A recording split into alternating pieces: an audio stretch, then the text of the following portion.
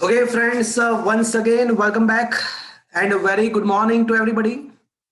I hope you all are safe. Your family member, your relative, your parents, your friends, all are safe. And you are enjoying this new era, this new way of learning. Friends, we had discussed a photoelectric effect in the last session, and we had finished the all numerical of this chapter, which is in your syllabus. મિત્રો chapter number 11 આપણે discuss કરી રહ્યા છીએ. એકદમ interesting છે. વિકિરણના તરંગ પ્રકૃતિની વાત આપણે 10મા ચેપ્ટરમાં કર્યા હતા અને આ ચેપ્ટરની અંદર વિકિરણ ફોટોન સ્વરૂપે કણ સ્વરૂપે લેવું પડે ફોટો ઇલેક્ટ્રિક અસરની ઘટનામાં આપણને એવું ખ્યાલ આવી ગયો. આ ચેપ્ટરના થિયોરીનો અડધો જે પાર્ટ છે વિકિરણના દ્વૈત સ્વભાવની જે વાત છે કમ્પ્લીટ થઈ ગઈ છે. હવે આપણે દ્રવ્ય કે જે સામાન્ય કોમન સાયન્સ અને અત્યાર સુધીનું ફિઝિક્સ આપણને એવું કહેતું હતું કે ભાઈ દ્રવ્ય તો કયા સ્વરૂપે હોય, તો ભાઈ કણ સ્વરૂપે હોય. પણ કુદરત બધી જ જગ્યાએ સંમિતતા ધરાવે છે. સમગ્ર બ્રહ્માંડ બેઝિકલી બે વસ્તુનું બનેલું છે, દ્રવ્ય અને વિકિરણ.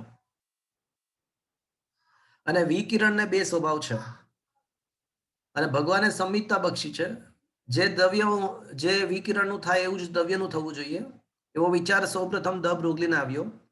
દ બ્રોગલીએ કીધું કે ભાઈ દ્રવ્ય ભલે સામાન્ય સંજોગોમાં કણ પ્રકૃતિ ધરાવે છે પણ અમુક ચોક્કસ સંજોગોમાં એ તરંગ પ્રકૃતિ પણ હોવી જોઈએ. એટલે આમ દ્રવ્યને પણ બે સ્વભાવ છે, દ્વૈત પ્રકૃતિ છે. આ હકીકતને દ બ્રોગલીની પરિકલ્પના કહેવાય. તો નેક્સ્ટ ક્વેશ્ચન એ જ છે મિત્રો, દ બ્રોગલી પરિકલ્પના સમજાવો. પણ એ પહેલા એ સ્ટાર્ટ કરીએ પહેલા થોડીક વાતચીત કરી દઉં. ફોટો ઇલેક્ટ્રિક અસરની ઘટના આઈન્સ્ટાઈને સમજાવી હતી અને આઈન્સ્ટાઈને એના માટે નોબેલ પ્રાઇઝ પણ મળ્યો હતો, એ આપણે જાણીએ છીએ. મિત્રો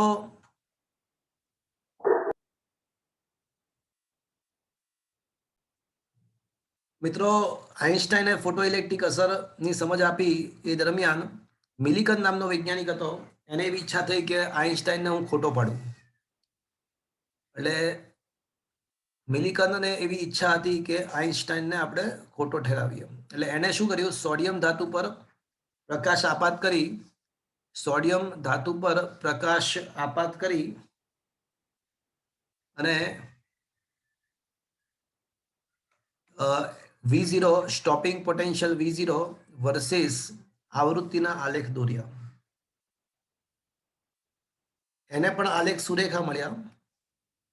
હવે આઈન્સ્ટાઈનની સમજૂતી અનુસાર તમને યાદ હશે કે આઈન્સ્ટાઈનની સમજૂતી અનુસાર આ V0 વર્સિસ F નો આલેખનો જે ઢાળ છે એ શું હોવો જોઈએ એકોર્ડિંગ ટુ h/e. એ આઈન્સ્ટાઈનની સમજૂતી અનુસાર. એટલે જો ઢાળને હું E વડે ગુણી નાખું તો મને શું મળવું જોઈએ? પ્લાન્ક અચળાંક h મળવો જોઈએ એકોર્ડિંગ ટુ આઈન્સ્ટાઈન થિયરી. એટલે હવે શું કર્યું, એટલે મિલિકાને પણ શું કર્યું ખબર છે, આનો ઢાળ શોધ્યો. પોતાના પ્રયોગમાં આને ઢાળ શોધ્યો અને એની એવી ઈચ્છા હતી કે હું ઢાળને E વડે ગુણું તો મને કંઈક h સિવાય કંઈક મળવું જોઈએ. અને જો એવું થઈ જાય h સિવાયનું કંઈક મળી જાય આ ઢાળ ગુણ્યા E કરવાથી, તો એનો મતલબ કે આઈન્સ્ટાઈનની સમજૂતી ખોટી પડે. એટલે એને શું કર્યું કે સોડિયમ ધાતુ પર પ્રયોગો કર્યો અને ઢાળ શોધી અને ઢાળ શોધ્યો, ઢાળને E વડે ગુણ્યો. તો એની એવી ઈચ્છા હતી કે h કરતા કંઈક અલગ પરિણામ મળવું જોઈએ. પણ એને ખબર પડી કે આ જે કિંમત છે ને એ 6.625 10⁻34 જ આવી ગયું. એટલે કંપકત કરતો તો શું, આઈન્સ્ટાઈનની સમીકરણને ખોટું પાડવાનો ટ્રાય કરતો હતો. પણ એના બદલે શું સાબિત થઈ ગયું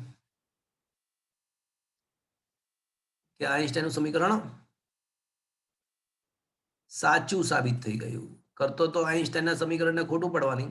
એટલે આમ 1916 ની અંદર આ મિલિકન આઈન્સ્ટાઈનના સમીકરણને ખોટું સાબિત કરતો હતો, પણ એના એવું કરવા જતાં એને ઉલટાનું શું કરી નાખ્યું, સમીકરણની સત્યાર્થતા સાબિત કરી નાખી કે h જ આવે છે એવું સાબિત થઈ ગયું. જો કે મિલિકોને આપણને ખબર છે કે ક્વોન્ટમીકરણ દરેક વિદ્યુતભારનો મૂળભૂત વિદ્યુતભાર ઇલેક્ટ્રોનનો વિદ્યુતભાર છે.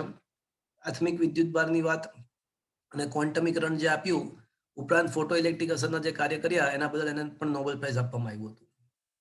તો આ એક ઇતિહાસ હતો, એની થોડી વાત કરવાની રહી ગઈ હતી. મિત્રો છેલ્લા આપણે ફોટોનની જે લાક્ષણિકતાઓ છે એ પણ ભણ્યા હતા અને ક્વેશ્ચન નંબર 12 સુધી આપણે ડિસ્કસ કરેલું છે. ક્વેશ્ચન નંબર 14 સ્ટાર્ટ કરીએ. દ બ્રોગલી પરિકલ્પના. આપણે પહેલા 13મો ક્વેશ્ચન પણ આપણને ખબર જ છે કે પ્રકાશનું કણ અને તરંગ સ્વરૂપ સમજાવો. તો લખવાનું કે ભાઈ વ્યતિકરણ, વિવર્તન અને ધ્રુવીભવન જેવી ઘટનામાં તરંગ સ્વરૂપ અનિવાર્ય છે, પણ ફોટો ઇલેક્ટ્રિક અસર અને ક્રોમ્પટન અસર જેવી ઘટના માટે કણ સ્વરૂપ અનિવાર્ય છે. એટલે આમ જે તે ઘટના પર આધારિત તેનું સ્વરૂપ નક્કી થાય. અમુક સંજોગોમાં તરંગ, તો અમુક સંજોગોમાં એ આપણને ખબર જ છે. 13 ક્વેશ્ચન ઓલરેડી ખબર છે. અને હવે આજનો પહેલો ક્વેશ્ચન 2 માર્ક્સમાં તૈયાર કરવાનો આઈએમપી ક્વેશ્ચન. દ બ્રોગલી પરિકલ્પના જણાવો.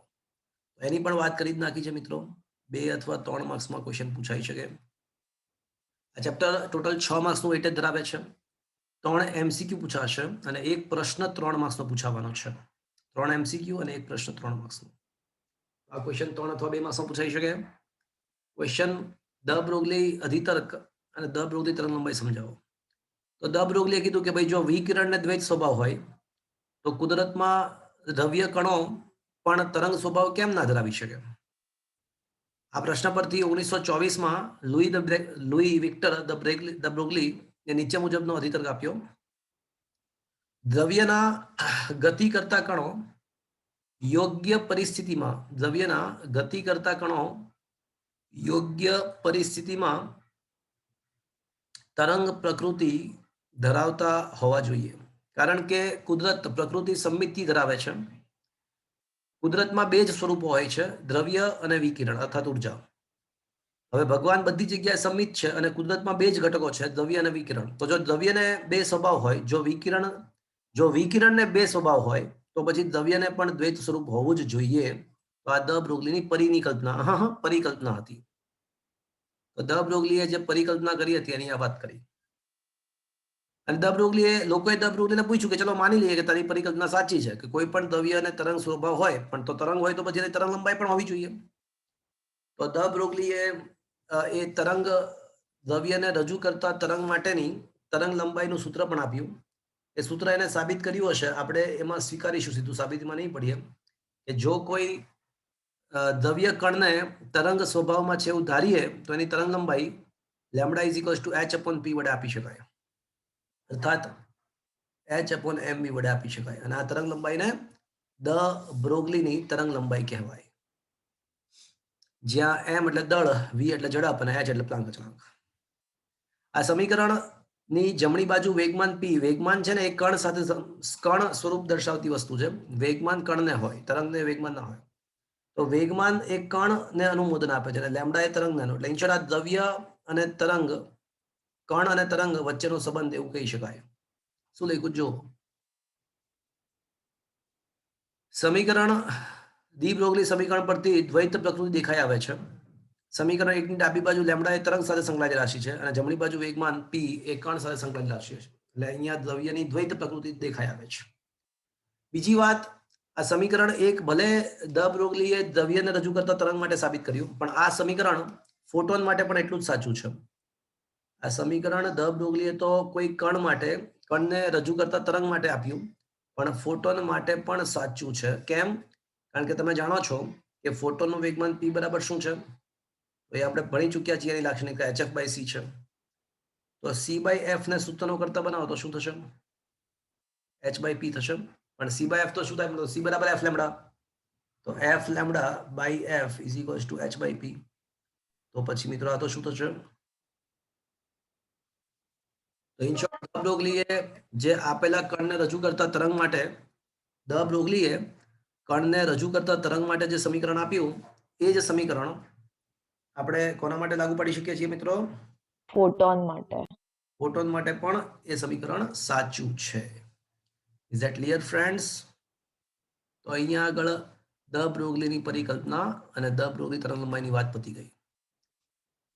ક્વેશ્ચન નંબર 14 2-3 માર્ક્સમાં તૈયાર કરવાનો. ક્વેશ્ચન નંબર 15 પણ 2 માર્ક્સ માટે. એ આપણે ઓલરેડી ડિસ્કસ કરી ચૂક્યા છીએ. વી વોલ્ટેજ વિદ્યુત સ્થિતિમાન વડે પ્રવેગિત થતા ઇલેક્ટ્રોન માટે દ બ્રોગલી તરંગ લંબાઈનું સૂત્ર ધારો. તો મિત્રો આપણને ખબર છે કે કોઈ ક્યુ વિદ્યુત ભાર વી વોલ્ટથી પ્રવેગિત થાય તો પ્રાપ્ત થતી ગતિ ઉર્જા QV લખાય મિત્રો? હા કે ના? હા સર. તો પ્રાપ્ત થતી ગતિ ઉર્જા અહીંયા ઇલેક્ટ્રોનને v વોલ્ટથી પ્રવેગિત કરે તો એવી લખી શકાય મિત્રો. હા. હવે આપણને ખબર છે કે ગતિ ઉર્જા તો હાફ mv² છે, અર્થાત p² બાય 2. આ વસ્તુ આમ તો કરેલી જ છે, આપણે દાખલાઓમાં વાત થયેલી જ છે બધી. તો p² બરાબર 2m કે તો p બરાબર શું આવશે? √2 mk. Lambda is equals to the Broglie તરંગલંબાઈ h by p h upon √2 mk. અને k ના બદલે હું શું લખી શકું મિત્રો? EV. ev. હવે જેને h ની કિંમત 6.625 10⁻34 ખબર છે. માસ ઓફ ઇલેક્ટ્રોન આપણને ખબર છે 9.31 9.1 into 10⁻31. ઇલેક્ટ્રોનનો વિદ્યુત પર 1.6 10⁻19 બધું જ ખબર છે. તો આનું સાદુરૂપ આપીએ તો છેદમાં તો √v રહેશે અને બીજા બધી વસ્તુનું સાદુરૂપ આપશો ને તો આવશે 1.227 એટલે 1.23 એંગસ્ટ્રોમ એવું આવશે. તો તમે હવે એઝ એ શોર્ટકટ પણ યાદ રાખી શકો છો કે ઇલેક્ટ્રોનને વોલ્ટેજથી પ્રવેગિત કર્યો હોય તો એની દર બ્રોગલી તરંગલંબાઈ કેટલી? તો 1.23 એંગસ્ટ્રોમ ભાગ્યા √v એવું યાદ રાખી શકો તમે as a shortcut. Is that clear friends? Yes आया बात समझ में? જો અહીંયા તમારી પાસે નોટ્સ હોય તો કરેક્શન કરી નાખજો ને, એંગસ્ટ્રોમ લખવાનું રહી ગયું છે. ઓકે હા છે. ચલો એટલે તો મિત્રો ધ બ્રોગલી એ જે પરિકલ્પના કરી એને એવું કીધું કે ભાઈ દ્રવ્ય અમુક સંજોગોમાં તરંગ સ્વભાવ ધરાવી શકે એવી માત્ર કલ્પના કરી અને એની તરંગ લંબાઈ શું હોય એને પણ કીધું. હવે એક લોચો પડ્યો, જબરજસ્ત લોચો પડ્યો મિત્રો. પ્રચલિત ભૌતિક શાસ્ત્ર અનુસાર કણ એક એવી વસ્તુ છે કે જેને ચોક્કસ સ્થાન અને વેગમાન હોય. પ્રચલિત ભૌતિક શાસ્ત્ર અનુસાર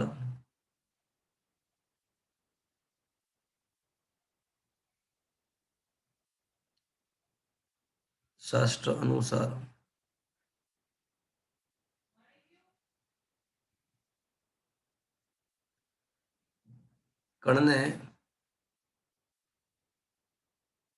નિશ્ચિત સ્થાન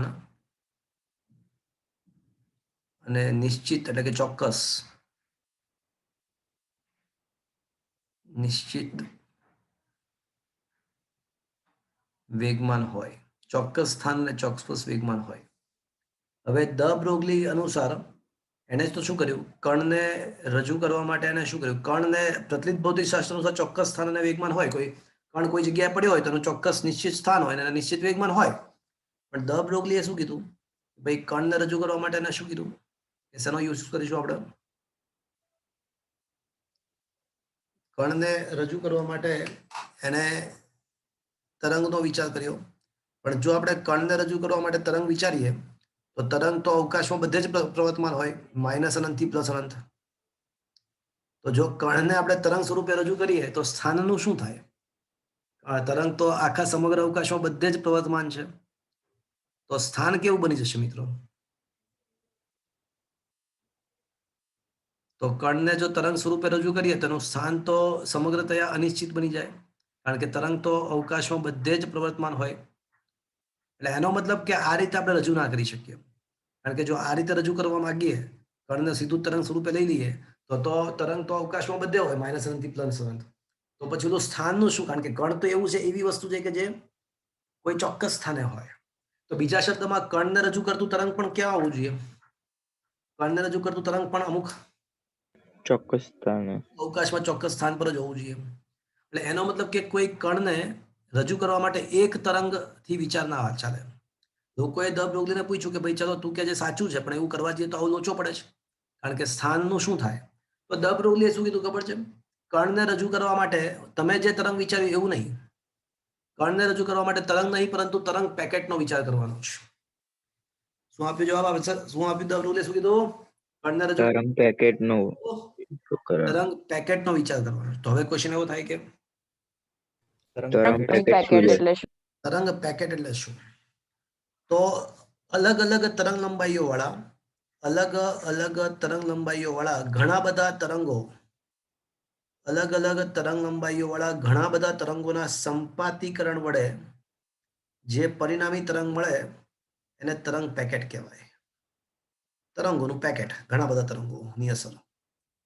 તો અલગ અલગ તરંગ લંબાઈઓ વાળા અસંખ્ય તરંગો ના સંપાતીકરણ વડે જે પરિણામી તરંગ મળે એ કંઈક આવું હોય છે મિત્રો. તો આ જે પરિણામી તરંગ હોય છે સંપાતીકરણના સિદ્ધાંતો પરથી મળી શકે. તો એમાં તમે જોઈ શકો છો કે કંપ વિસ્તાર થોડો મોટો હોય એવો ભાગ બહુ ખાસ નથી. જો અમુક જ ભાગમાં કંપ વિસ્તાર મોટો મળે છે, બાકી બધે તો કંપ વિસ્તાર શૂન્યવત મળે છે. એટલે આવા ઘણા બધા તરંગોના સંપાતીકરણ કરો અને એના વડે જે પરિણામી તરંગ મળશે એ કંઈક આવું હશે. અને જેમાં કંપ વિસ્તાર મોટો હોય એવો ભાગ થોડોક જ છે. જો દેખાય છે. અને એ ભાગમાં આ ભાગમાં કણ હોવાની સંભાવના હોય. એટલે ઓલું હવે માઇનસ અનંતથી પ્લસ અનંત વાળી વાત થઈ ગઈ ને. હવે કણ માત્ર કેટલા ભાગમાં હશે? અમુક નિશ્ચિત ભાગમાં જ આવી ગયો. જો શું મિત્રો આ સમજ પડ્યો? હા સર. હા એટલે કણને રજૂ કરવા માટે તરંગ નહીં પરંતુ તરંગ પેકેટનો વિચાર. તરંગ પેકેટનો વિચાર કરવાનો હોય. અને તરંગ પેકેટ શું છે? તો અલગ અલગ તરંગ લંબાઈઓ ધરાવતા ઘણા બધા તરંગોનું સંયોજન છે. અને બીજી વાત એ પણ સાચી કે જેટલી વધારે તરંગોનું સંપાતીકરણ તમે કરશો ને, જેટલું વધારે સંપાતીકરણ કરતા જશો એટલું તરંગ પેકેટ વધુ ને વધુ સાંકડું બનશે. અને તરંગ પેકેટ વધુ ને વધુ સાંકડું બનતું જાય તો કણની સ્થાન વધારે વધારે અનિશ્ચિત અનિશ્ચિત બને કે નિશ્ચિત બનતું જાય? વધારે નિશ્ચિત બને. નિશ્ચિત બને. કારણ કે તરંગ પેકેટ જેટલું સાંકડું હોય એટલી કણ હોવાની સંભાવના ચોક્કસ ભાગ વધારે ચોક્કસ. Is that clear? Yes sir. પણ આમ કરવા જતા એક મહાન પ્રોબ્લેમ થયો. આમ કરવા જતા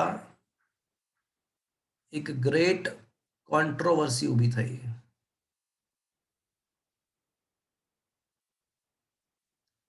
ચલો કેસ 1 સાંભળજો બધા મારી વાત. જબરજસ્ત કોન્ટ્રોવર્સી ઊભી થઈ.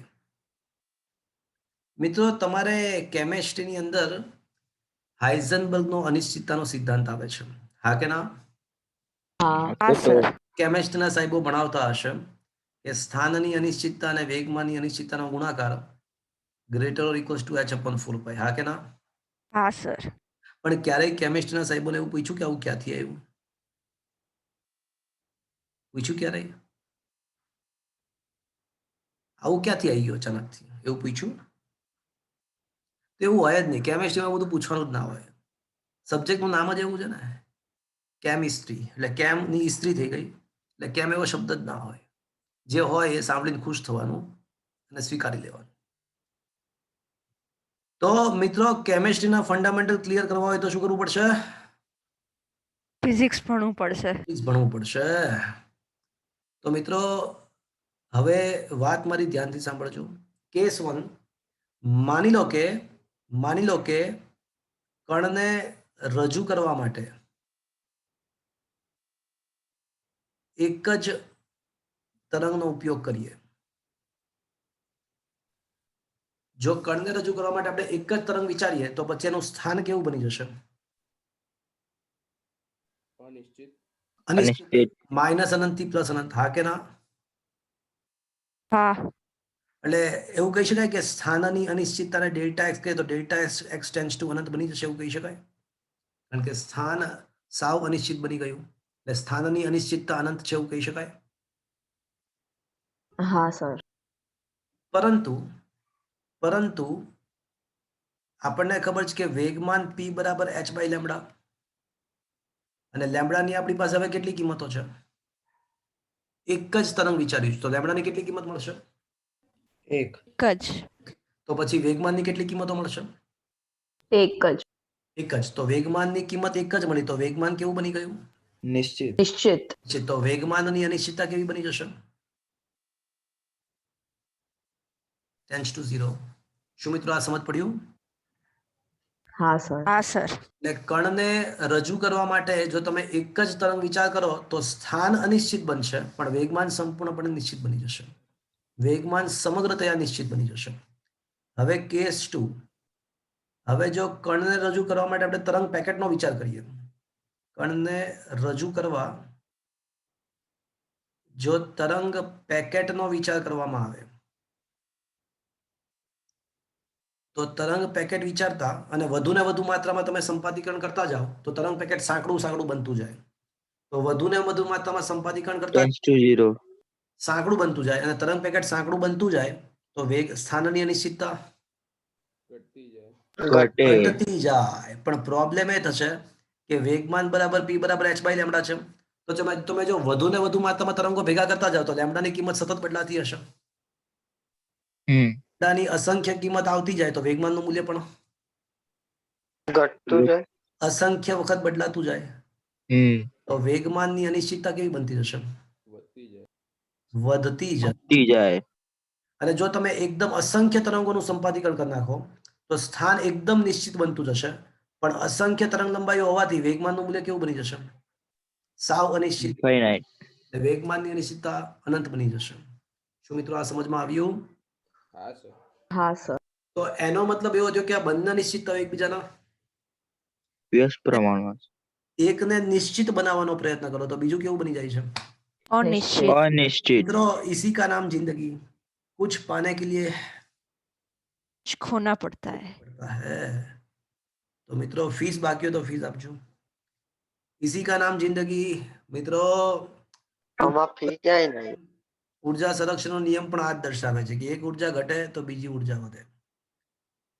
હાઇઝનબર્ગનો અનિશ્ચિતતાનો સિદ્ધાંત જીવનના ગૂઢ રહસ્યો દર્શાવે છે કે कुछ पाने के लिए कुछ खोना पड़ता है.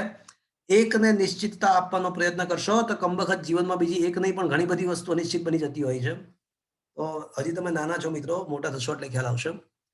તો અહીંયા તો આપણને એવો ચોક્કસપણે ખ્યાલ આવી ગયો કે આ બંને અનિશ્ચિતતાઓ એકબીજાના વ્યસ્ત પ્રમાણમાં છે. તો શું એવું લખી શકું કે સ્થાનની અનિશ્ચિતતા ચલે છે 1 વેગમાનની અનિશ્ચિતતા લખી શકાય? હા સર. તો delta x into delta p is equals to અચળ થઈ જશે મિત્રો. હા કે ના? હા. તો એ delta x into delta p is equals to અચળ ફિઝિક્સમાં એ h/2π વડે દર્શાવવામાં આવે છે. ફિઝિક્સમાં એ અચળાંકને h/2π વડે દર્શાવવામાં આવે છે અને આ સમીકરણને શું કહેવાય મિત્રો? હાઇઝનબર્ગનો અનિશ્ચિતતાનો સિદ્ધાંત. શું મિત્રો આ સમજમાં આવ્યું? હા સર. આ હાઇઝનબર્ગના અનિશ્ચિતતાનો સિદ્ધાંત સાબિત થઈ ગયો. શું મિત્રો આ સમજ પડ્યું? હા સર. આના પરથી એવું પણ કહી શકાય કે જ્યારે કોઈ દ્રવ્ય કણને તરંગ સ્વરૂપે રજૂ કરતા હો તો એવા સંજોગોમાં તેનું સ્થાન અને વેગમાન બંનેને એક સાથે તમે ચોક્કસ કરી શકશો નહીં. કોઈ કણને તરંગ સ્વરૂપમાં દર્શાવો તો એનું સ્થાન અને વેગમાન બંને ભૌતિક રાશિઓને એક સાથે નિશ્ચિતતા આપી શકાશે નહીં. નહીં. આ હાઇઝનબર્ગના અનિશ્ચિતતાના સિદ્ધાંતનું સાદું સ્વરૂપ થયું. Is that clear? Yes sir. હા સર. તો મિત્રો ક્વેશ્ચન એવો હતો કે તરંગ પેકેટની વિભાવના સમજાવી અને હાઇઝનબર્ગનો અનિશ્ચિતતાનો સિદ્ધાંત સમજાવો, સાબિત કરો. તો તરંગ પેકેટની વિભાવના સમજાવી અને હાઇઝનબર્ગનો અનિશ્ચિતતાનો સિદ્ધાંત સાબિત કરો. તો એ ક્વેશ્ચન નંબર 16 પતી ગયો. પણ એ 16મા ક્વેશ્ચન પહેલા થોડી વાત વાંચી લઈએ કે ભાઈ જ્યારે દ બ્રોગલીએ કણના તરંગ સ્વભાવ આપ્યો, દ્રવ્યના તરંગ સ્વભાવે એક પ્રશ્ન ઊભો કર્યો કે ભાઈ કણ તો શું હોય? તો જેને નિશ્ચિત સ્થાન અને વેગમાન હોય. તો દ્રવ્યના કણને તરંગ સ્વરૂપે દર્શાવીએ તો એક ગંભીર પ્રશ્ન એ ઊભો થયો કે કણની વ્યાખ્યા શું? એટલે કણની મૂળભૂત વ્યાખ્યા શું છે કે જેને નિશ્ચિત સ્થાન અને વેગમાન હોય તો એનું શું થાય? પ્રચલિત ભૌતિકશાસ્ત્ર અનુસાર કણ એટલે ચોક્કસ સ્થાન અને વેગમાન ધરાવતો બિંદુવત પદાર્થ. પણ દ બ્રોગલીના વાદ અનુસાર તો જો કણ તરંગ સ્વભાવ ધરાવે તો પછી એનું તરંગ તો અનંત ગમે ત્યાં હોય, તો પછી એના સ્થાનનું શું થાય? તો એનું વેગમાનનું શું થાય? તો એનો આન્સર દ બ્રોગલીએ આપવાનો પ્રયત્ન કર્યો by the help of the કઈ વિભાવના? તરંગ પેકેટની વિભાવના વડે આન્સર આપવાનો પ્રયત્ન કર્યો. પણ છેલ્લે ને એવું માલુમ પડ્યું કે બંને વસ્તુને એક સાથે નિશ્ચિત કરી શકાશે નહીં. તો શું લખ્યું જો એક અવકાશમાં પથરાયેલ એક જ હાર્મોનિક તરંગ સ્વાભાવિક છે કે બિંદુવત કણને દર્શાવી ના શકે, કારણ કે એક જ તરંગ તો અવકાશમાં બધે હોય અને કોઈ કણને રજૂ કરતું તરંગ તો કેટલા વિભાગમાં હોવું જોઈએ કે કણને રજૂ કરતા તરંગની આ તરંગ પ્રક્રિયા તો અવકાશમાં મર્યાદિત ભાગમાં જ હોવી જોઈએ, કારણ કે કણને તો નિશ્ચિત સ્થાન છે, તો કણને રજૂ કરતું તરંગ પણ નિશ્ચિત ભાગમાં જ હોવું જોઈએ. એટલે હવે આનું સોલ્યુશન શું? તો આ પ્રોબ્લેમને સોલ્વ કરવા માટે તરંગ પેકેટ નો વિચાર રજૂ કરવામાં આવ્યો. તો હવે એ શું છે તરંગ પેકેટ? તો ઘણા બધા તરંગો અલગ અલગ તરંગ લંબાઈઓ વાળા હોય એના સંપાતીકરણ વડે જે મળે એને તરંગ પેકેટ કહેવાય. તો આમ કરવાથી શું થાય? તો આમ કરવાથી મિત્રો શું થશે?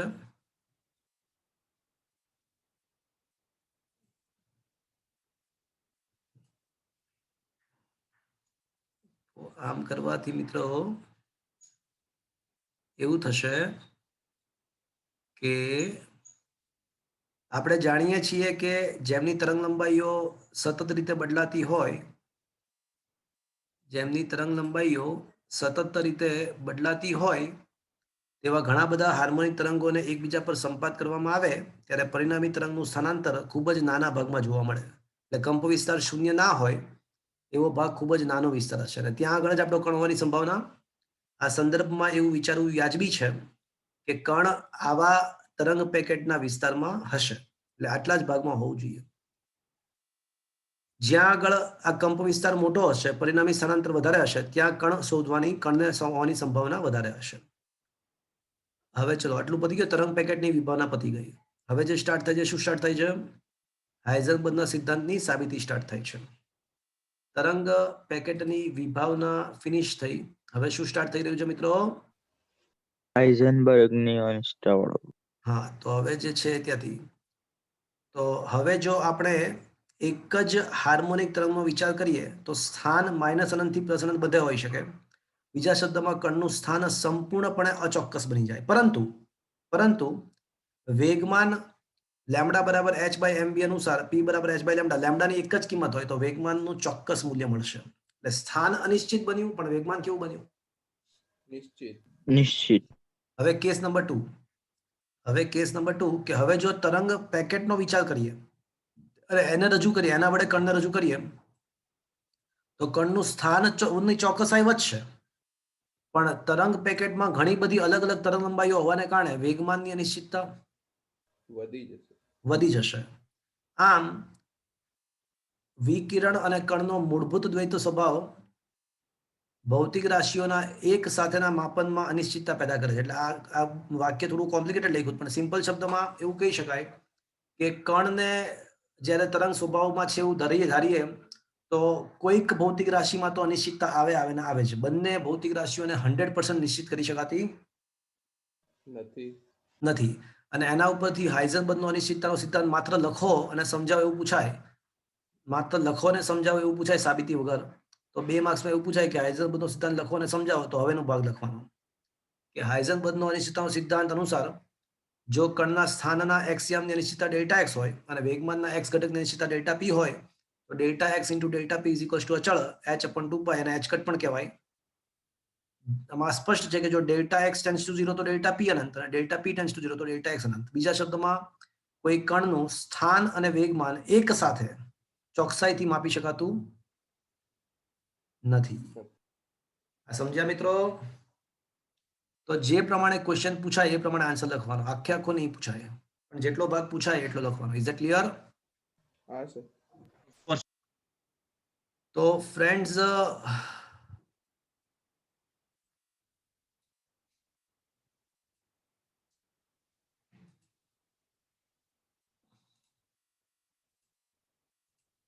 ઓકે, તો ફ્રેન્ડ્સ હાઇઝનબર્ગનો અનિશ્ચિતતાનો સિદ્ધાંત છે ને અત્યારે તમે જે ભણ્યા એ તો છે જ, delta x into delta p is equals to h cut તો છે જ, પણ ઉર્જા અને સમયના અનિશ્ચિતતા માટે પણ આ સાચો છે.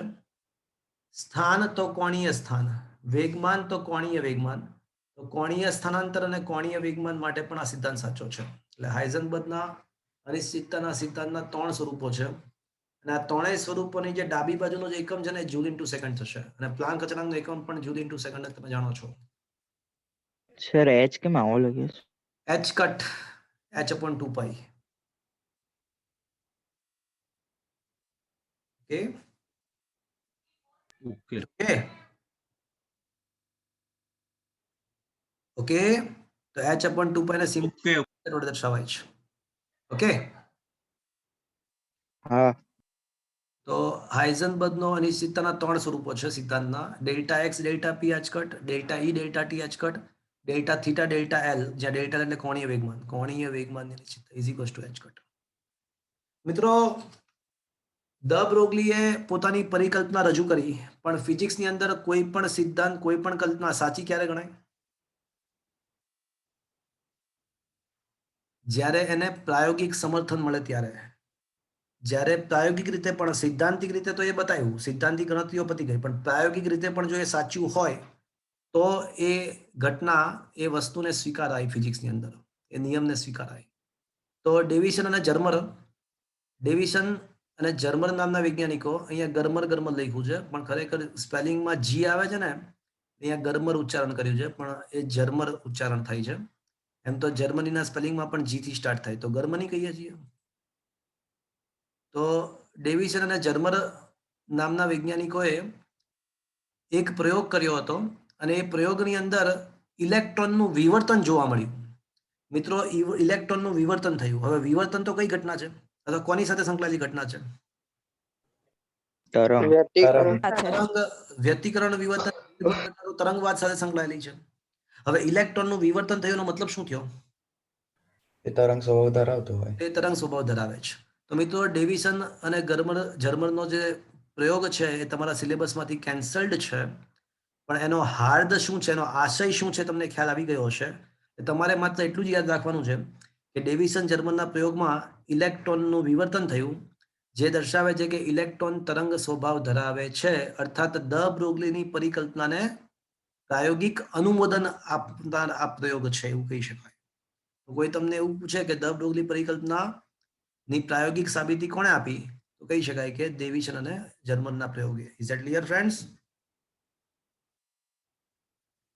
તો 17મો અને 18મો પ્રશ્ન ડેવિસન જર્મનના પ્રયોગની વાત છે, તો એ તમારે કરવાની જરૂર નથી. તમારે ખાલી એટલું જ યાદ રાખવાનું છે કે ડેવિસન જર્મનના પ્રયોગમાં શું સાબિત થયું? ઇલેક્ટ્રોનનો તરંગવાદ. તરંગ સ્વભાવ થયો. એટલે અમુક સંજોગોમાં કણ પણ તરંગ પ્રકૃતિ ધરાવે છે એવું સાબિત થયું. Is that clear friends? હા સર. તો મિત્રો આ ચેપ્ટરની બધી જ થિયરીઓ અહીંયા આગળ ફિનિશ્ડ જાહેર કરવામાં આવે છે. તો શું તમારા મોબાઈલની સ્ક્રીન પર તમને એમસીક્યુ દેખાઈ રહ્યા છે? હા સર. ચલો come to the MCQ number 1. ચલો એમસીક્યુ નંબર 1 દેખો. શું દેખાય છે મિત્રો? જોવો તો જરાક. કેથોડ કિરણો શું છે? તો યાદ કરો મિત્રો, કેથોડમાંથી શું બહાર આવ્યું હતું? ઇલેક્ટ્રોન્સ. ઇલેક્ટ્રોન ફોટો ઓપ્શન આમાં બરાબર મેળ ખાશે. જુઓ તો ડી ડી. તો કેથોડ કિરણો એ બીજું કશું નથી, કેથોડમાંથી ઉત્સર્જાઈને એનોડ સુધી પહોંચતા ઇલેક્ટ્રોન્સ છે. Is that clear friends? ચલો સેકન્ડ એમસીક્યુ. ફોટોન માટે નીચેનામાંથી કયું વિધાન સાચું નથી? ચલો તો કયું વિધાન ખોટું છે ઇનડાયરેક્ટલી? ફોટોનનું સ્થિર દળ શૂન્ય છે. હા, તો ફોટોનનું સ્થિર દળ તો શૂન્ય જ છે ને, એ તો સાબિત કર્યું આપણે. ફોટોન દબાણ ઉત્પન્ન કરતા નથી. એ ફોટોનનું સ્થિર દળ શૂન્ય સાચી વાત છે. ફોટોનનું વેગમાન hf/c પણ સાચી વાત છે. ફોટોનની ઉર્જા hf પણ સાચી વાત છે. પણ ફોટોન જ્યારે કોઈ સપાટી પર આપાત થાય તો દબાણ તો ઉત્પન્ન કરે જ ને, કારણ કે કણ અથડાય સપાટી પર, દબાણ તો લાગે જ ને. દબાણ ઉત્પન્ન કરતા નથી, એ ખોટું છે. Is that clear friends? હા સર. હા સર. ચલો નેક્સ્ટ એમસીક્યુ.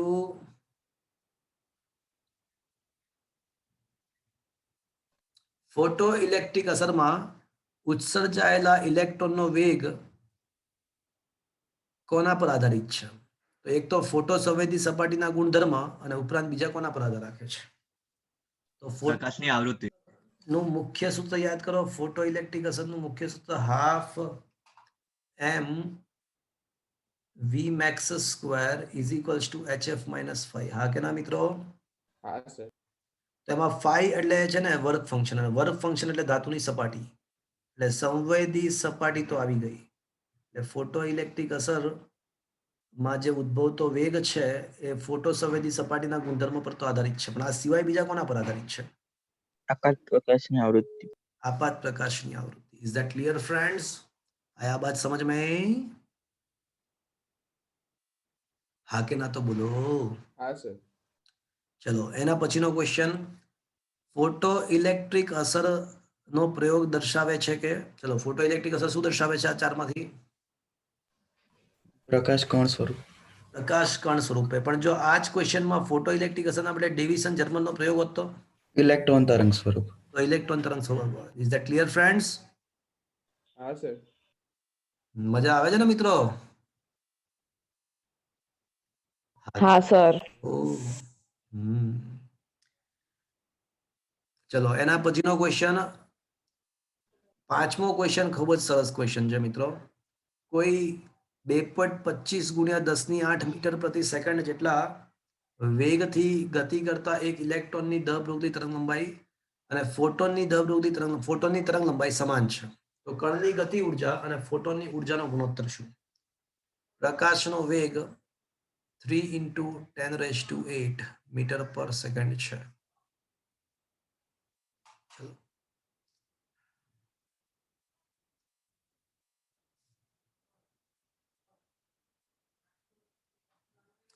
હવે પહેલા તો કણની ગતિ ઉર્જા, તો ધ્યાન રાખવાનું જો મિત્રો, આમાં થોડું ધ્યાન રાખવાનું. વેગ રાખવાનો છે અને લેમ્ડા પણ રાખવાનો છે.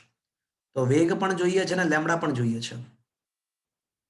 તો હું આવું લખી શકું mv × v. લખાય? હા સર. p ના બદલે h/λ લખી શકાય મિત્રો. દર પ્રવૃત્તિ તરંગ લંબાઈ lambda is equals to h/p, તો p બરાબર h/λ લખી શકાય. હા સર. ચલો કણની ગતિ ઉર્જા, જો ગતિ ઉર્જા એવા સ્વરૂપ આવી ગઈ કે જેમાં v પણ છે ને લેમ્ડા પણ છે. જો v અને લેમ્ડા બંને હોય. અને ફોટોનની ઉર્જા તો ફિક્સ જ છે. ફોટોનની ઉર્જા શું આવશે મિત્રો? HF. E બરાબર HF. અને hf ના બદલે શું લખી શકાય? Hc/λ. તો હવે બંનેનો ગુણોત્તર કરો તો h/λ તો બંને સાઈડથી કેન્સલ. તો અંશમાં v/2 ને છેદમાં c, એટલે આન્સર આવશે v/2c. v ની કિંમત 2.25 10⁸. c ની કિંમત 3 × 10⁸. 2.25 એટલે 4.5 નું અડધું, 4.5 એટલે 9 નું અડધું, તો 9/4 લખું ચાલશે 2.25 ના બદલે? ચાલશે?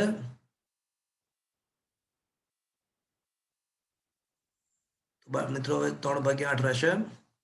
Is that clear? હા સર. હા સર. તો એક ઓપ્શન 3/8 છે પણ ખરા. તો it is a good question. Y it is good? Because ગતિ ઉર્જાને વેગ અને લેમ્ડા બંનેના સ્વરૂપમાં લાવવાની હતી, એટલા માટે સારો ક્વેશ્ચન થયો. ચલો 6th MCQ, ફોટોનની ઉર્જા hf અને વેગમાન p છે, તો પ્રકાશની ઝડપ કેટલી? તો મિત્રો E બરાબર hf અને વેગમાન બરાબર h/λ. તો E/p કરો તમે તો શું થશે? hf/h/λ. તો f લેમ્ડા થઈ જશે મિત્રો. પણ f લેમ્ડા તો શું થાય? પ્રકાશની ઝડપ થાય. C. તો આન્સર આવશે E/p. Is that clear friends? હા સર. તો મિત્રો આમ તો પારિમાણિક દ્રષ્ટિએ જુઓ ને તો પણ એક જ ઓપ્શન મેળ ખાય. પારિમાણિક દ્રષ્ટિએ પણ એક જ ઓપ્શન મેળ ખાય. આયા બાત સમજ में? હા સર. ચલો 7th is also a good MCQ. બે એક સમાન ધાતુની પ્લેટો પર ફોટો ઇલેક્ટ્રિક ઘટના મેળવવામાં આવે છે. ધાતુની સમાન પ્લેટ છે એનો મતલબ કે વર્ક ફંક્શન શું કહી શકાય? સરખું હશે. સમાન. હા, વર્ક ફંક્શન ધાતુના પ્રકાર પર આધારિત છે. તો ધાતુ બંને પ્લેટમાં ધાતુ એની એ જ છે, એટલે વર્ક ફંક્શન તો એનું એ જ રહેશે.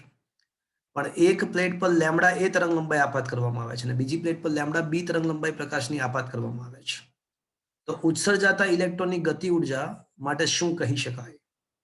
ચલો હવે આમને તો સૂત્ર કયું વાપર્યું તમને ખ્યાલ આવી ગયો હશે. ચલો ફોટો ઇલેક્ટ્રિક અસરની વાત છે તો સૂત્ર કયું વાપરીશું? ગતિ ઉર્જા બરાબર શું આવશે? HF minus 5. HF minus 5. પણ છે ને લેમ્ડાની વાત છે, આપાત પ્રકાશની આવૃત્તિ નથી આપી, તરંગ લંબાઈ આપી છે. તો HC બાય લેમ્ડા માઇનસ 5 લખી શકાય મિત્રો? હા સર. કે એ વિચારતા હશો કે એ તો HC by lambda A minus 5 A અને 5 બી નહીં કરું, કારણ કે 5 તો બંને કિસ્સામાં ધાતુના પ્રકાર તો એના એ જ છે, અને લેમ્ડા બી વખતે ગતિ ઉર્જા કે બી છે, પણ રકમમાં આપ્યું છે કે લેમ્ડા એનું મૂલ્ય 2 લેમ્ડા બી છે.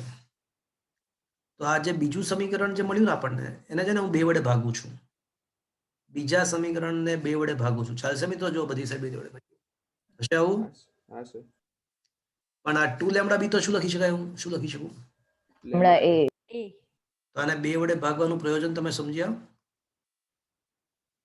હા સર. અને હવે સમીકરણ નંબર 1 માંથી 2 બાદ કરો. સમીકરણ 1 માંથી 2 બાદ કરો તો લેફ્ટ હેન્ડ સાઈડ કે એ માઇનસ કે બી બાય 2, અને રાઈટ સાઈડ છે ને આ તો ઉડી જશે, HC by lambda A minus HC by, બાકી શું રહેશે right side? Minus 5 minus 5 by 2 minus 5 minus minus 5 by 2 એટલે શું થઈ જશે? Plus 5 by 2. તો બાકી રહેશે માઇનસ 5 બાય 2 બાકી રહેશે મિત્રો. શું આ નેગેટિવ છે એવું કહેવાય?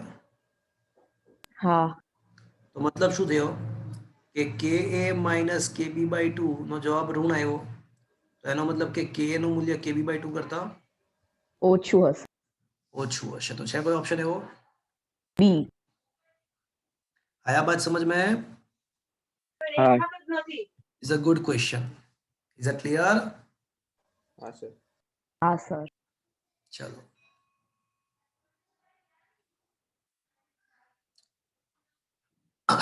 પૂર્વથી પશ્ચિમમાં ગતિ કરતો કેથોડ કિરણો એક વિદ્યુત ક્ષેત્રમાં દાખલ થાય છે,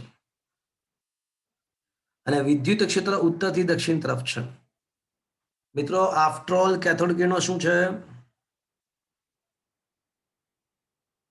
ઉત્સર્જાતા ઇલેક્ટ્રોન ઇલેક્ટ્રોન છે, અને ઇલેક્ટ્રોનને વિદ્યુત ક્ષેત્રની વિરુદ્ધ દિશામાં બળ લાગે. વિરુદ્ધ દિશામાં બળ લાગે. તો વિદ્યુત ક્ષેત્ર કઈ તરફ લાગુ પાડ્યું છે? ઉત્તર દક્ષિણ. ઉત્તરથી દક્ષિણ. તો બળ કઈ તરફ લાગશે? બળ કઈ તરફ લાગશે? ઉત્તર તરફ. ઉત્તર તરફ. દક્ષિણથી ઉત્તર તરફ. તો પછી એ કેથોડ કિરણો કઈ તરફ વિચલન અનુભવશે? ઉત્તર તરફ. ઉત્તર તરફ. આયા બાત સમજ में મિત્રો? હા સર. ચલો નેક્સ્ટ. જો અલ્ટ્રાવાયોલેટ થી ઉત્સર્જન જોવા ના મળે તો પછી કોનાથી જોવા મળી શકે? આપણને ખબર છે કે ફોટો ઇલેક્ટ્રિક અસર ઉત્પન્ન થાય તે માટે એક્સરે પ્રકાશની આવૃત્તિ થ્રેશોલ્ડ આવૃત્તિ કે તેનાથી વધારે હોવી જોઈએ, એ આપણને જ્ઞાત છે, ખબર છે. હવે આપણને એવું આપ્યું છે કે ભાઈ અલ્ટ્રાવાયોલેટ થી તો ઉત્સર્જન થતું નથી.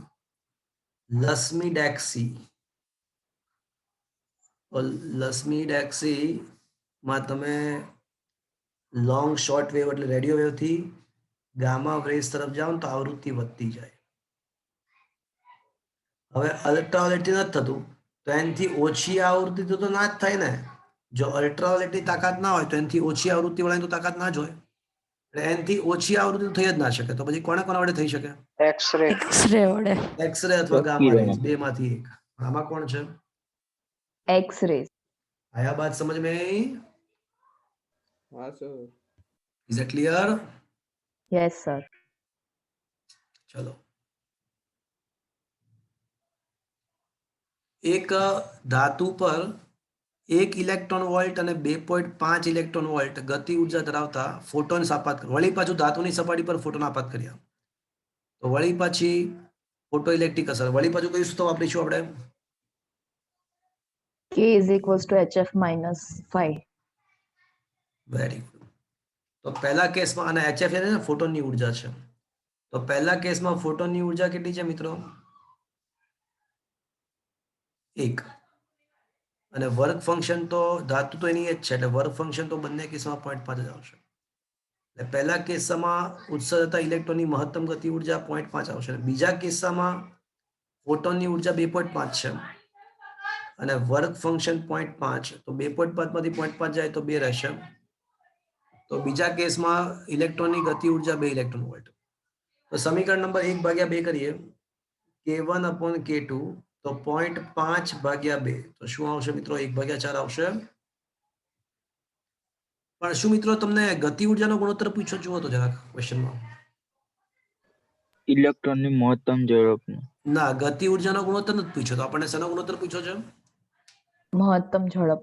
અચ્છા ગતિ ઉર્જાનો ગુણોત્તર પૂછ્યો તો 1/4 આવે પણ આપણને ઝડપોનો બંને વખતેની જે ઝડપ મળે છે ને ઇલેક્ટ્રોનની મહત્તમ ઝડપ એનો ગુણોત્તર પૂછ્યો છે.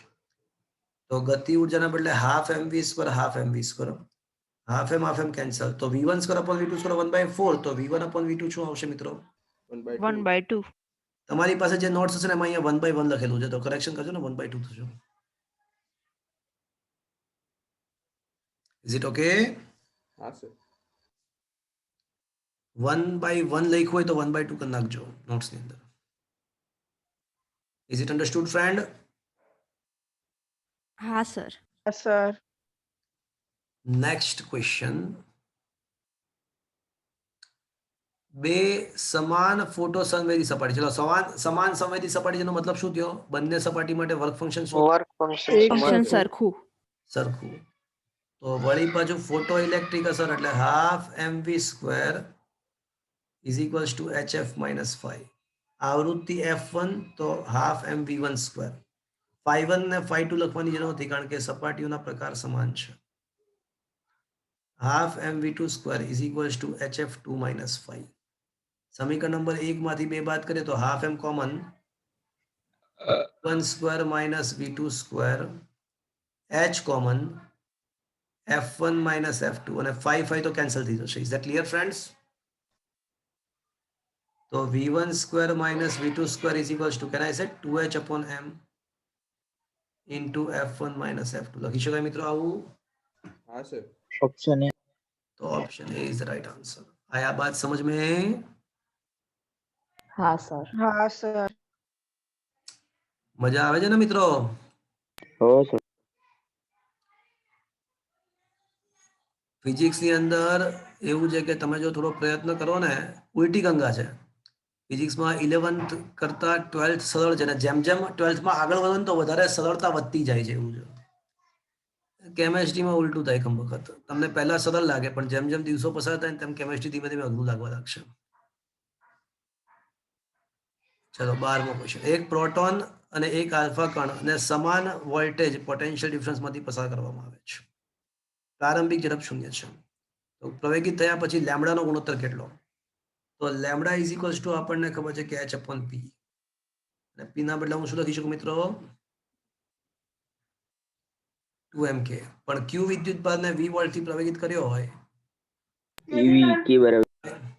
હવે અહીંયા કોની વાત છે તો કે પ્રોટોન અને આલ્ફા કણની વાત છે. વોલ્ટેજ સમાન છે તો v સમાન છે, h અને 2 તો અમે સમાન હોય તો ભાઈ લેમ્બડા ચલે છે માત્ર શું આવશે? 1/√m. √m. રૂટ એમ ક્યુ પણ આવે ને. તો lambda proton upon lambda alpha કણ તો વ્યસ્ત ચલન એમ આલ્ફા ક્યુ આલ્ફા અંશમાં એમ પ્રોટોન ક્યુ પ્રોટોન છેદમાં આવશે. આલ્ફા કણનું દ્રવ્યમાન પ્રોટોન કરતા 4 ગણું હોય અને આલ્ફા કણનો વિદ્યુતભાર 2e હોય અને પ્રોટોનનો વિદ્યુતભાર માત્ર e હોય. આલ્ફા કણ ખબર છે ને મિત્રો 2he4 નો ન્યુક્લિયસ એટલે દ્રવ્યમાન 4 ગણું હોય અને વિદ્યુતભાર ડબલ હોય. √8 તો 2√2. Is that clear friends? હા સર. ચલો ક્વેશ્ચન નંબર 13. ગતિમાન ફોટોનનું દળ. ચલો ફોટોનનું દ્રવ્યમાન શું આવે ગતિમાન અવસ્થામાં? ફોટોનની ઉર્જા E બરાબર hf છે અને કોઈ પણ કણ માટે E બરાબર mc² પણ થાય. તો hf બરાબર mc². તો m બરાબર શું આવશે મિત્રો?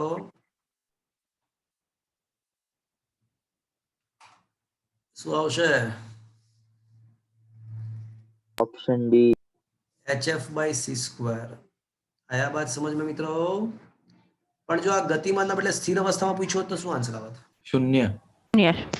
ફોટોનનો સ્થિર અવસ્થામાં દળ શૂન્ય છે. યાદ છે ને મિત્રો? ગતિમાન હા અવસ્થા સર. hf/c², સ્થિર અવસ્થામાં દળ શૂન્ય. Is that clear? હા સર. ચલો 14th ક્વેશ્ચન. આપણને ઉર્જા આપેલી છે અને તરંગ લંબાઈ પૂછી છે. મિસ્ટર કુંજ છે કુંજ? હા સર. બોલો ભૂલ કરો. ચલો ઉર્જા આપેલી છે અને તરંગ લંબાઈ શોધવી છે. શું કરશું બોલો? કે બરાબર ઉર્જા ઈ બરાબર hc બાય લેમ્ડા. એટલે કુંજ એકદમ ડાયો છોકરો છે. એને મેં એવું કીધું કે ભૂલ કરો એટલે એને ભૂલ કરી. 1000 વખત સમજાયું છે કે જોવાનું લા શું આપ્યું છે. ઈ બરાબર hf મચી નહીં પડવાનું. ઈ બરાબર hf અથવા hc બાય લેમ્ડા તો માત્ર અને માત્ર ફોટોન માટે જ સાચું છે. બીજા કોઈ પણ કણ માટે ઇલેક્ટ્રોન આ નથી. બીજા કોઈ પણ કણ માટે ઉર્જા એટલે ગતિ ઉર્જા સમજવી એટલે આ સૂત્ર ના થાય લા. તો થોડું ધ્યાન से सोच के समझ के लिखना. એટલે p²/2m એટલે આ થશે h²/2m λ². આયા બાત સમજ में? હા સર. હવે λ² ને સૂત્રનો કરતા બનાવો તો h²/2m કે થશે. સૌથી પહેલા આ કિલો ઇલેક્ટ્રોન વોલ્ટને જૂલમાં ફેરવી નાખવાનું. 10⁻³ × 1/6 × કિલો ઇલેક્ટ્રોન વોલ્ટ જૂલમાં ફેરવી નાખો. h ની કિંમત 6.625 10⁻34. માસ ઓફ ધ ઇલેક્ટ્રોન ખબર છે 9.1 × 10⁻31. λ² શોધો અને વર્ગમૂળ કાઢો એટલે લેમ્ડા મળશે. hc/λ થી અલગ આન્સર આવશે. Is that clear? હા, જો ક્વેશ્ચનમાં ઇલેક્ટ્રોનના બદલે ફોટોન શબ્દ હોત ને તો ઓલું જે સૂત્ર હતું એ સાચું હતું. પણ અહીંયા નહીં ચાલે. Is that clear? હા સર. સર આમાં h²/2m લેમ્ડા સ્ક્વેર કેવી રીતે આવ્યું? p બરાબર h/λ.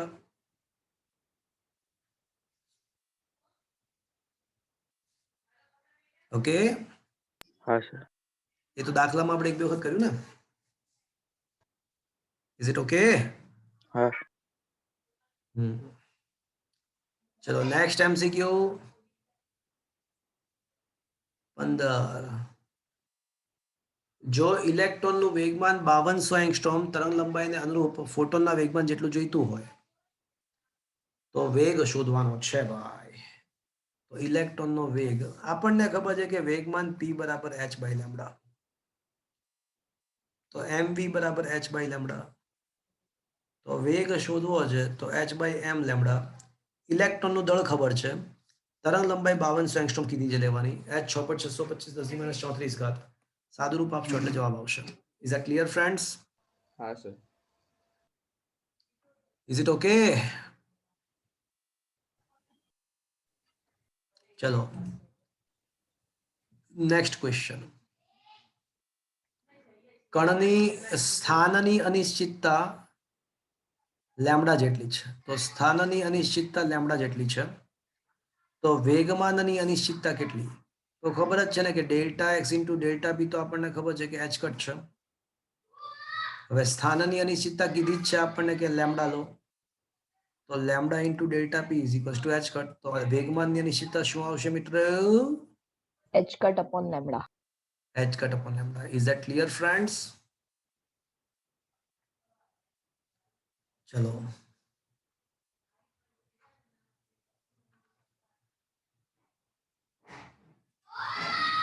શું કહે છે જો હવે કે એક પ્રોટોન અને ઇલેક્ટ્રોનને એક અભેદ્ય એક પરિમાણીય ડબ્બામાં પૂરેલા છે. મિત્રો પ્રોટોન અને ઇલેક્ટ્રોનને એક જ ડબ્બામાં પૂરેલા છે. તો એનો મતલબ એવો થયો કે પ્રોટોન અને ઇલેક્ટ્રોન બંનેને એક જ ડબ્બામાં પૂર્યા છે એટલે બંનેની સ્થાનની અનિશ્ચિતતા સમાન થઈ જશે ડબ્બાની લંબાઈ જેટલી. આ સમજમાં આવ્યું મિત્રો? હા સર. અનિશ્ચિતતા સમાન થઈ જશે. એક જ મિનિટ મિત્રો. ઓકે, સો ઇલેક્ટ્રોન અને પ્રોટોન બંનેને એક જ ડબ્બામાં પૂર્યા છે એટલે ચાહે ઇલેક્ટ્રોન હોય કે પ્રોટોન હોય બંનેની સ્થાનની અનિશ્ચિતતા સમાન થઈ જશે મિત્રો ડબ્બાની લંબાઈ જેટલી. આગે ના हाँ सर હવે શું કહે છે કે વેગની અનિશ્ચિતતાનો ગુણોત્તર શોધવાનો છે. હવે આપણને ખબર છે કે સ્થાનની અનિશ્ચિતતા અને વેગમાનની અનિશ્ચિતતાનો ગુણાકાર h/2 પાઈ h કટ. હવે ચાહે એ ઇલેક્ટ્રોન હોય કે ચાહે એ પ્રોટોન હોય, એ ગુણાકાર h કટ જ થાય. એનો મતલબ કે delta x into delta P for electron is equals to delta x into delta P for proton સમાન. પણ ડેલ્ટા એક્સ તો બંનેના સમાન જ છે. આગે ના તો delta P for electron is equals to delta P for proton. હવે પી બરાબર mv, તો mass of electron velocity of electron, mass of proton velocity of the proton. M અચળ છે એટલે એમ ડેલ્ટામાંથી બહાર આવી જશે. એમ અચળ છે એટલે એમ ડેલ્ટામાંથી બહાર આવી જાય. તો m e delta v is equals to m p. હવે મારે છે ને બંનેના પહેલા કોણ છે? પહેલા પ્રોટોન છે. તો પ્રોટોનના વેગની અનિશ્ચિતતા ભાગ્યા ઇલેક્ટ્રોનના વેગની અનિશ્ચિતતાનો ગુણોત્તર પૂછ્યો છે. તો શું આવશે મિત્રો? ME अपॉन MP થશે. Is it clear friends? हाँ सर. આયા બાત સમજ में? हाँ. ચલો એના પછીનો ક્વેશ્ચન. આલ્ફા કણને v જેટલા પોટેન્શિયલ ડિફરન્સથી પ્રવેગિત કરતા તેમની દ બ્રોગલી તરંગ લંબાઈ શોધવાની છે. તો ઘણી બધી વાત આવી ગઈ. હવે સીધું સૂત્ર લખું છું. હવે સીધું જ લખું છું કે v વોલ્ટથી કોઈ વિદ્યુત ભારને પ્રવેગિત કર્યો હોય તો દ બ્રોગલી તરંગ લંબાઈ h upon angstrom volt. qv થશે મિત્રો.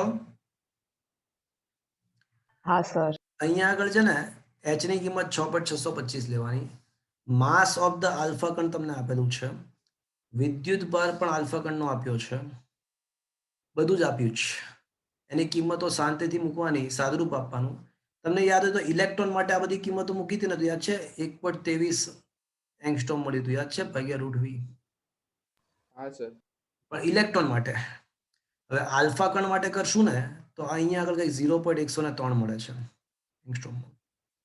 ઇલેક્ટ્રોન માટે 1.23 એંગસ્ટ્રોમ હતું ભાગ્યા રૂટ વી, અને આલ્ફા કણ માટેની વાત છે તો 0.103 ભાગ્યા રૂટ વી એંગસ્ટ્રોમ મળે છે. Is that clear friends? હવે તમે પ્રોટોન માટે વિચારજો. તમે પ્રોટોન માટે કરીને વિચારજો. હા સર. આયા બાત સમજ में? હા સર.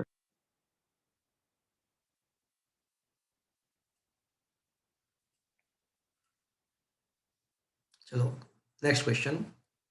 એક પ્રોટોન અને એક આલ્ફા કણની દ બ્રોગલી તરંગ લંબાઈ સમાન છે. ચલો લેમ્ડા સમાન છે તો બીજું શું સમાન હોઈ શકે? વેગમાન. હા, h/p. તો p બરાબર h બાય લેમ્ડા. હવે h તો અમે અચળ છે, તો જો લેમ્ડા સમાન થઈ જાય તો પછી જગ મારીને વેગમાનને પણ સમાન થવું જ પડશે. આયા બાત સમજ में? हाँ सर ચલો ક્વેશ્ચન નંબર 20. ઇલેક્ટ્રોનની દ બ્રોગલી તરંગ લંબાઈ 10⁻10 મીટરથી ઘટાડીને 0.5 10⁻10 એટલે શું કર્યું છે મિત્રો? અડધી કરી. અડધી કરી છે. 10⁻10 માંથી 0.5 10⁻10 એટલે 1 ગુણ્યા 10⁻10 માંથી 0.5 એટલે અડધી કરી છે. તો ઉર્જાનું શું થાય? તો ચલો કૃતિ ખોલ બોલો તો શું જવાબ આવશે? તરંગ લંબાઈ અડધી કરી છે તો ઉર્જાનું શું થાય?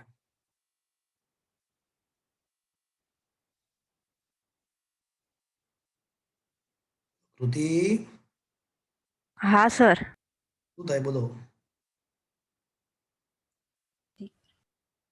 તરંગ લંબાઈ અડધી કરવામાં આવે તો ઉર્જા શું થાય? ચલો ઉર્જા અને તરંગ લંબાઈ વચ્ચે કોઈ સંબંધ છે? हाँ sir P equals to H upon lambda double थाय.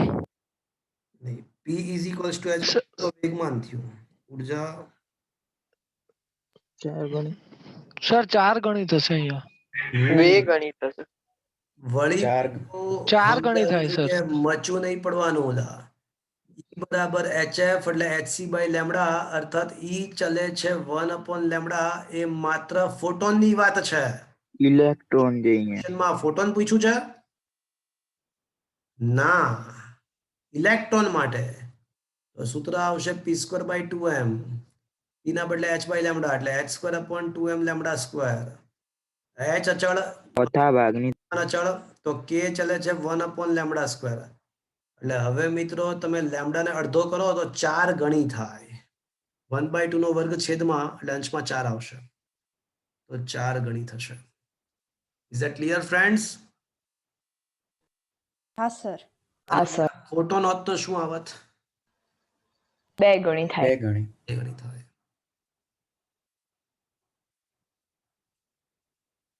ચલો નેક્સ્ટ ક્વેશ્ચન.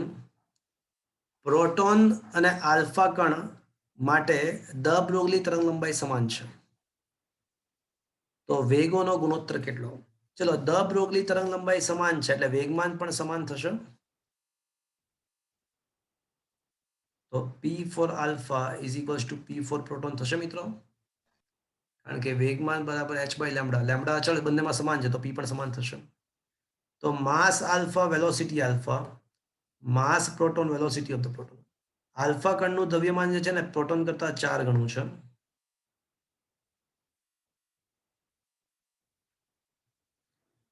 તો એનો મતલબ એવો થયો કે આપણે પહેલા પ્રોટોન છે ને તો પ્રોટોનનો વેગ ભાગ્યા આલ્ફા કણનો વેગ કરીએ તો 4/1 આન્સર આવશે. આ બાત સમજ में? હા સર. ચલો 22. m0 જેટલું સ્થિર દળ ધરાવતા અને શૂન્ય અવકાશમાં પ્રકાશની ઝડપથી ગતિ કરતા કણ માટે દ બ્રોગલી તરંગ લંબાઈ કેટલી? તો મિત્રો કોઈ પણ કણ માટે દ બ્રોગલી તરંગ લંબાઈ lambda is equals to h upon mv છે. હવે m ની કિંમત શું છે ખબર તમને? m0 1 minus v square by c square. હવે કંબક હતા જે કણ છે ને એની ઝડપ છે ને એક્ઝેક્ટલી c જેટલી છે તો પછી m કેટલું થશે? v ના બદલે c મૂકી દો. c square by c square 1 1 minus 1 એટલે 0 છેદમાં 0 એટલે અનંત થઈ જશે. હા. તો m અનંત થઈ જાય તો લેમ્ડા તો પાછું h અપોન mv છે તો લેમ્ડા ટેન્ડ્સ ટુ શું થશે? 0. એટલે આમાં દ બ્રોગલી તરંગ લંબાઈ 0 પણ જો દળ પૂછ્યું હોત ને ગતિમાન અવસ્થાનું દળ તો ટેન્ડ્સ ટુ અનંત આવત. Is that clear? આયા બાદ સમજ હા સર. ચલો નેક્સ્ટ ક્વેશ્ચન.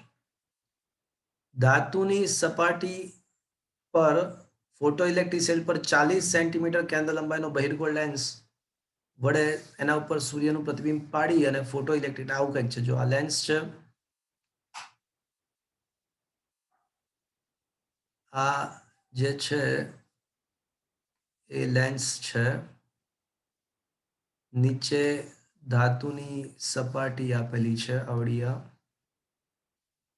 અને એના ઉપર સૂર્યમાંથી પ્રકાશ આવે છે.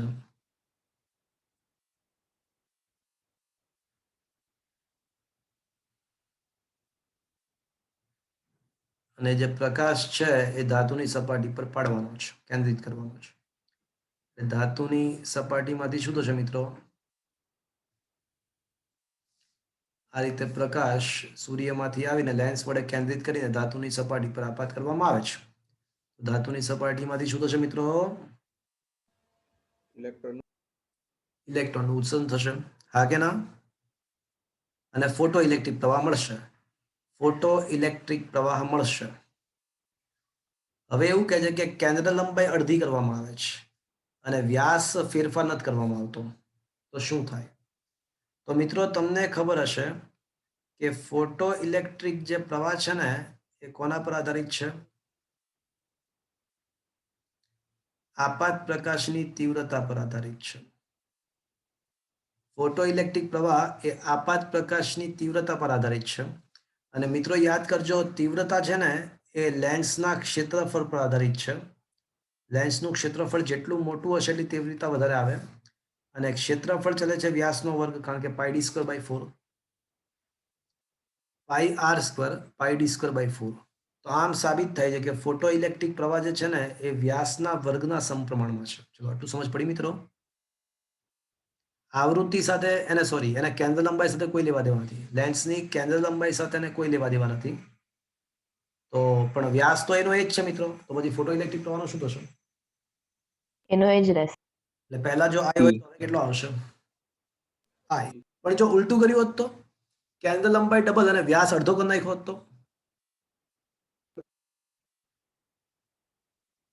વ્યાસ જો અડધો કર્યો હોત તો I/4. તો ફોટો ઇલેક્ટ્રિક પ્રવાહ I/4 થાત. Is that clear friends? હા સર. 24 ક્વોન્ટમ યંત્રશાસ્ત્ર અનુસાર કણ શું કહેવાય? શું આન્સર? તમને શું લાગે છે? ક્વોન્ટમ મિકેનિક્સ અનુસાર કણ શું છે?